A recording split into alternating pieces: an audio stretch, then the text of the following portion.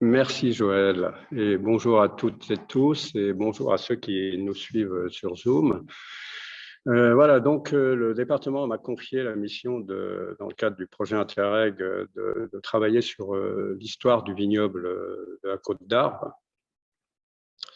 donc qui est bien sûr quelque chose de pratiquement inédit, sinon l'article de 46 publié par Guichonnet. Qui a toute sa valeur, plus un autre article d'ailleurs qu'il a fait un peu plus tard sur l'ethnologie de la vigne dans le quartier. C'est lui qui invente l'idée du vignoble de Côte d'Arve, puisqu'on utilise plutôt vin d'Aïs aujourd'hui. Et voilà, donc une mission un peu brève, mais une mission qui m'a permis de réfléchir sur un certain nombre de points que je ne vais pas pouvoir vous présenter en 10 minutes maintenant, mais je vais en réserver quelques-uns. Donc ces points, c'était d'abord essayer l'historien fait de la chronologie, donc essayer de comprendre la chronologie du développement ou de l'anéantissement du dit vignoble, éventuellement trouver ses origines, ce qui est toujours un peu fastidieux et un peu pas forcément utile. Ensuite, de m'intéresser à voir si ce vignoble avait entraîné sur le territoire donné, c'est-à-dire la moyenne vallée de l'Arve, une sociologie particulière, c'est-à-dire des sociétés qui auraient été des sociétés franchement ayant intégré une part importante dans leur pratique de cet aspect vigneron. J'ai travaillé aussi sur la question des cépages qui étaient cultivés, puisqu'aujourd'hui, on met en exergue le Gringet, mais bien entendu, même aujourd'hui, il y a d'autres cépages qui sont cultivés vraiment minoritairement, mais voir un peu si dans l'histoire, ce Gringet était aussi porté au nu qu'aujourd'hui. Et puis sur la question même du cépage lui-même, c'est un peu cet élément-là que je vais développer. Et puis aussi la question du patrimoine, c'est-à-dire que est-ce que finalement, le résidu de vignoble qui existe aujourd'hui sur la Côte d'Arve par rapport à ce qu'il a été porte une mémoire et est porteur d'un patrimoine qui serait intéressant à valoriser. Et c'est là que je passerai la parole à M. Mafouli. Donc, un premier point rapide sur l'ancienneté du vignoble d'Arve. Bon, je pense que, vu les éléments qu'on a, on est sur un vignoble qui a une certaine ancienneté. Avec ça, j'ai tout dit. Ce qu'on voit avec les textes, on n'a aucun élément archéologique, hein, bien entendu, sur le secteur. Il y a une vigne qui aurait été fouillée sur Thonon par Christophe Landry. Donc ça, c'est assez intéressant parce qu'on a une vigne sur la fin de l'Empire, charnière Empire au Moyen-Âge. Voilà, c'est des choses qui sont quand même délicates à interpréter. Ici, on n'a pas du tout ce genre d'éléments. On n'a même pas d'éléments particuliers dans les sites romains qui auraient pu montrer, par exemple, l'existence d'une pratique de viticulture, de préparation de vin évidente, quoi.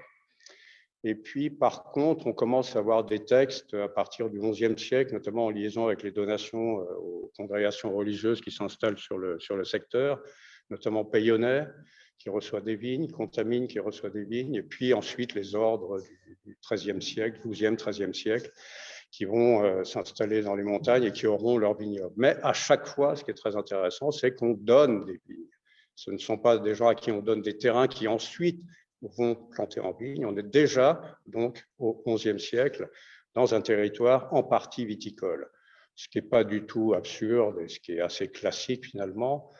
La vallée de l'Arve est une vallée qui est ouverte, en tout cas dans ce secteur-là, jusqu'à Cluse, qui a des coteaux bien ensoleillés, qui est en altitude tout à fait raisonnable pour planter de la vigne. Au bout de la vallée, il y a une ville épiscopale ancienne, une ancienne cité romaine, et une ville épiscopale ancienne, puisqu'on a attestation de l'évêché depuis le IVe siècle après Jésus-Christ. La rivière, elle est flottable, elle n'est pas navigable, certes, mais elle est flottable. Et l'activité de flottage va rester très importante jusqu'au XVIIIe siècle, encore un peu au XIXe, mais beaucoup moins. Elle était très efficace et très opérationnelle au XIVe siècle, par exemple. Donc, on est sur un cadre classique du développement d'un vignoble, notamment autour de la chrétienté, avec donc évêchés, fondation de paroisses, division, en plus multiplication des paroisses au cours du temps, à partir du 8e, 9e, 10e siècle, les ordres religieux. Donc, on est vraiment dans un espace tout à fait potentiellement viticole. La chronologie n'est pas non plus simple à établir, même si on commence à partir du XIIIe siècle à avoir un certain nombre de documents tout à fait efficaces qui permettent de voir, de comprendre un peu les pulsations d'extension, diminution du territoire viticole sur la Côte d'Arve. Donc géographiquement, en gros, on part de la colline de Vétra, aujourd'hui toute construite, et on va jusqu'à Cluses, avec un des meilleurs coteaux entre, disons, Thiers, Marigny un peu moins, mais quand même, et Aïs, et Côte-Dio, et un coteau un peu moins exposé, par contre, beaucoup plus ouvert et beaucoup plus,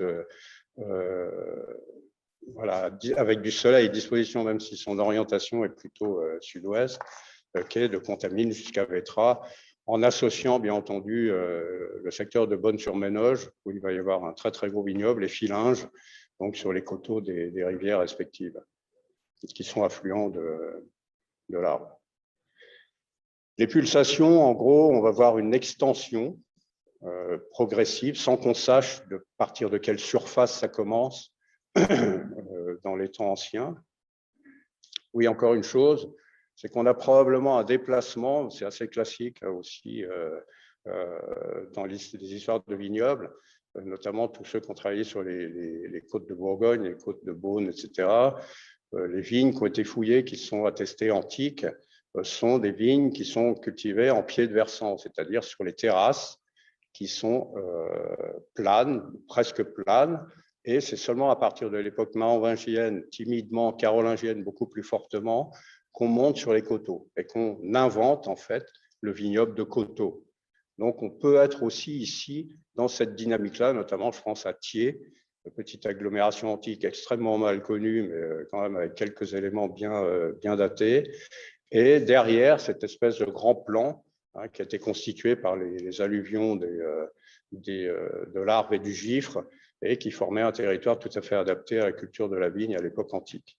Et qu'ensuite, on serait monté sur le coteau, qui est ici bref d'ailleurs, à Thiers, et on pourra avoir des schémas identiques, vu aussi les fluctuations du cours de l'Arve, notamment au niveau de Contamine, avec un démarrage en pied de versant et une montée sur le coteau. Et au moment où on monte sur le coteau, époque carolingienne et époque médiévale, donc là, on a vraiment, c'est là où on a une extension.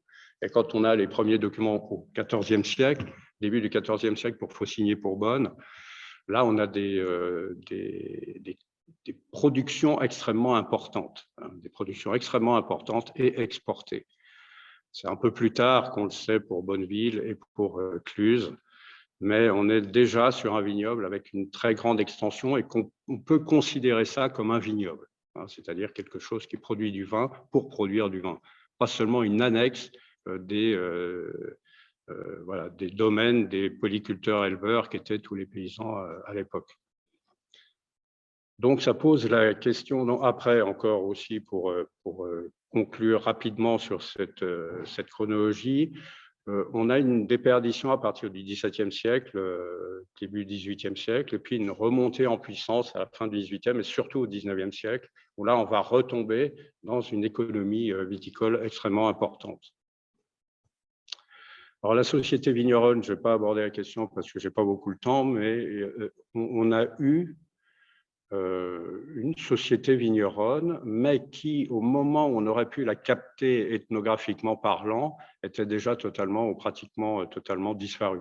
C'est-à-dire que les ethnologues, des gens comme Van Gennep par exemple, qui sont intéressés à la question, ont trouvé trois bricoles, trois éléments qui se rattachent à vraiment une tradition viticole Et par exemple, on n'a pas de fête de saint quelconque, on n'a pas de procession, on n'a pas de rituels réguliers qui viennent se caler sur le travail de la vigne, contrairement à des régions, je pense simplement des régions voisines comme Seyssel ou des régions voisines comme le Bugey, où là, on a vraiment une production symbolique autour de la vigne qui est extrêmement importante et qui perdure jusqu'à aujourd'hui sur une lignée directe, bien sûr avec des aménagements sans arrêt, des transformations, alors que là, au moment où, donc dans les années 10, dans les années 20 du XXe siècle, on n'a pas cette perception-là. Et ça, c'est probablement dû à l'extinction qu'a provoqué le phylloxéra à la fin du XIXe siècle, au tout début du XXe siècle, qui a été drastique. C'est à cette époque-là, par exemple, que le vignoble de Beaune disparaît totalement, par exemple, et celui de Fillinges aussi. La question du vin effervescent, bien entendu, puisqu'aujourd'hui, c'est là-dessus que se base la microscopique économie viticole du secteur. La question du vin effervescent, on peut la faire remonter au XVIIIe siècle assez facilement, puisqu'il y a un document magnifique qu'a acquis les archives départementales récemment, qui est je ne vais pas décrire ça, mais en tout cas, il y a un mémoire sur la vigne et le vin qui a été rédigé par un avocat qui était propriétaire qui avait investi dans la vigne à Aïs et à la Côte-d'Ieu d'ailleurs. Et donc, il explique exactement comment on fabrique le vin effervescent et comment surtout on le met en bouteille, parce que le vin effervescent, il est lié à deux inventions qui sont relativement récentes, XVIIe siècle.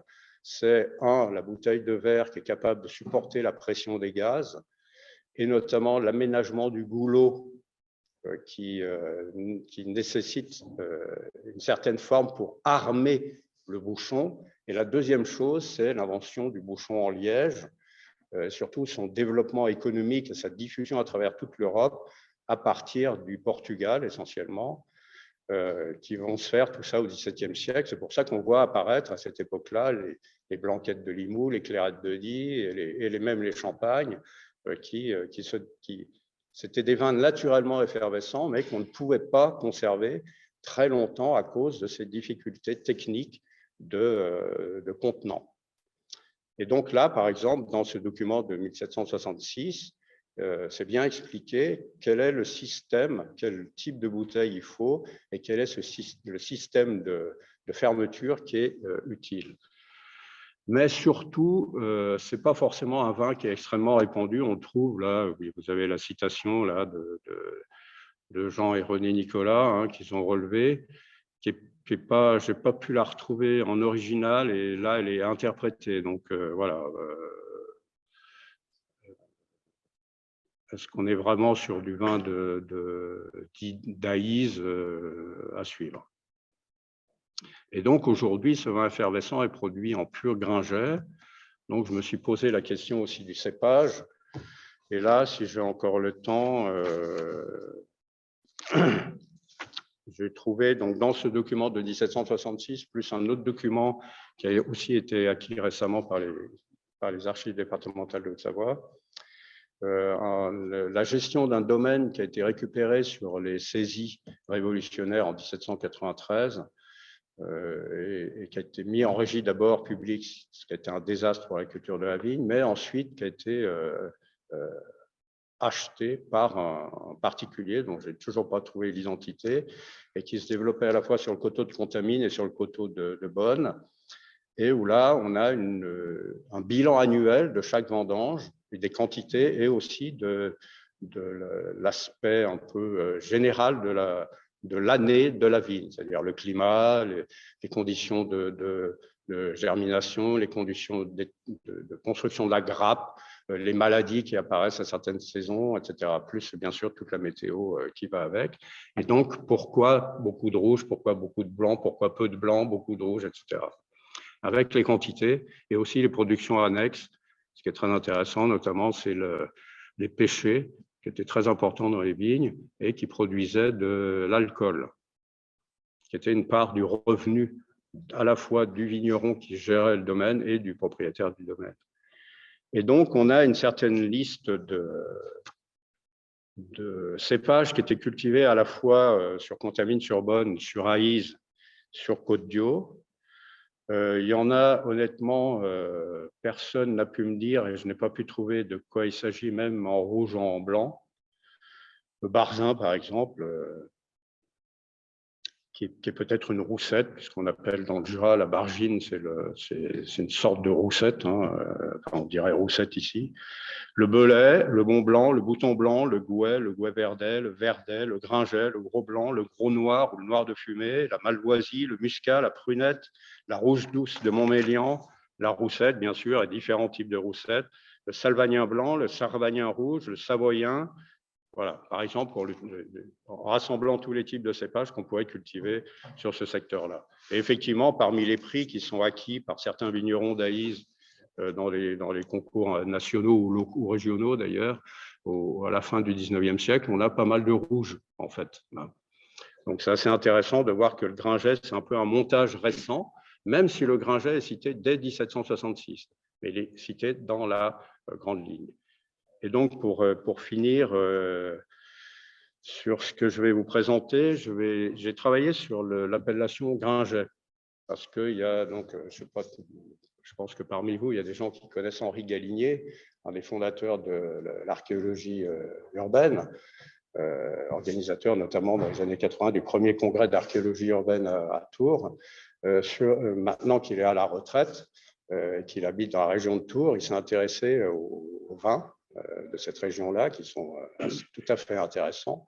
Pour les connaître et les avoir pratiqués pendant assez longtemps, je l'assure. Et donc, lui s'est intéressé à l'aspect comment on dénomme le cépage. Ce qui est une question tout à fait intéressante, puisque vous avez entendu des noms extrêmement variés et souvent des noms à répétition, c'est-à-dire qu'un cépage peut avoir ici un nom, là un autre nom et là un autre troisième nom, hein, en fonction de l'appellation qu'on va lui donner localement. Donc, il s'est posé la question et en reprenant des sources les plus anciennes possibles où apparaissent ces noms. Il a défini des catégories de modes de dénomination des choses. Donc, fort de ce potentiel de compréhension d'un cépage, je me suis posé la question avec cette méthodologie sur le Gringet.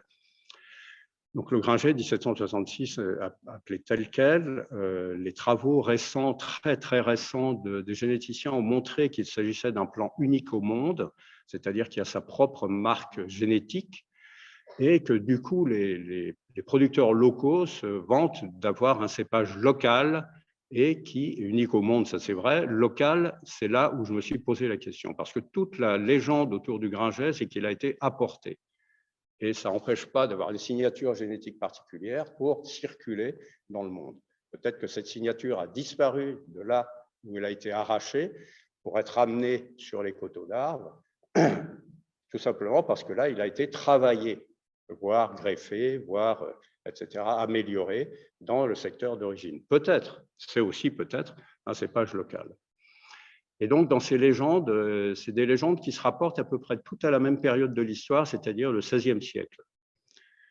Donc, à cette époque-là, pour différentes raisons, les gens qui allaient au Concile de Trente auraient ramené un cépage de là-bas, d'où ce qui a fait penser à certains ampélographes publiés en 1905, des gens qui passent ici explorer les cépages de France dans les années 1870, on pensait qu'il était, vu aussi son aspect que vous avez là sur la planche du dit ouvrage de 1905, inspiré des traminaires. Les traminaires qui ont envahi l'Europe, hein. C'est des blancs, des raisins blancs qui font des vins à la fois des vins tranquilles et des vins effervescents. Les vins d'Alsace, par exemple, etc., etc. Ils sont vraiment partis partout, y compris d'ailleurs dans le Nouveau Monde. Et donc, en fait, ils poussent effectivement, ils sont originaires de la région de Trente, de Trento. Donc, ça a inspiré la légende que Durand, à l'époque passant à Bonneville, dans les années 1870, entend parler les vignerons de ce Gringet importé dans les poches de prêtres ou de participants au Concile de Trente, à rapprocher du coup du traminaire. Ce qu'on voit maintenant avec les études génétiques que ce n'est pas le cas. Et voilà, il y a donc, je cite que cet exemple-là, mais toutes les légendes qui ont été récoltées sur l'origine du Gringet se rapportent à cette période du XVIe siècle. Ensuite, je me suis dit, bon, d'accord, donc peut-être qu'il vient de là-bas, c'est un traminaire transformé, mais apparemment, pour avoir échangé avec le généticien donc, de l'université de Neuchâtel sur le sujet, lui, il ne valide pas du tout ça, même avec des transformations qui auraient eu lieu dans la région d'origine du traminaire. Il ne valide pas du tout que ça a été exporté comme ça, sur cette base de ce cépage ancien. Donc, je me suis posé la question ensuite de la dénomination. Et Gringet, il y a par exemple une expression dans le canton de Vaud, puisqu'on est dans la même aire dialectale, hein, je n'ai pas été au-delà de l'aire dialectale. Gringet, on dit l'ortie gringette.